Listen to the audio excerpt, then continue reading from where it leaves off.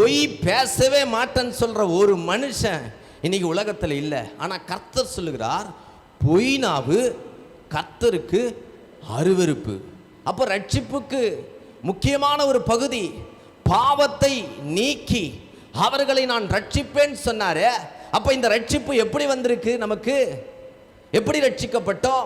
2009 நான் ரட்சிக்கப்பட்டதா நினைக்கிறேன். ஹல்லேலூயா. இப்போ நினைச்சு பார்க்கிறேன், அது அல்ல ரட்சிப்பு. ஹல்லேலூயா. 2009 நான் ஏதோ என்னை காத்துக்கொள்ள எல்லாரும் சொல்றாங்கன்னு சொல்லி சபைக்குள்ள போனேன்.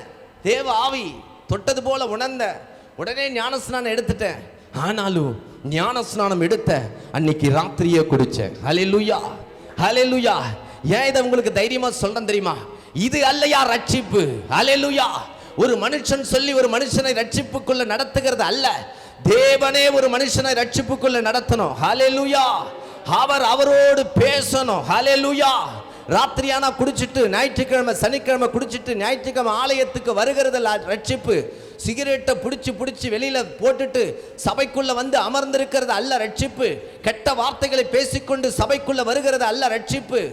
தேவையில்லாம குறை சொல்லுகிறது ரட்சிப்பு அல்ல. குற்றப்படுத்துகிறது ரட்சிப்பு அல்ல.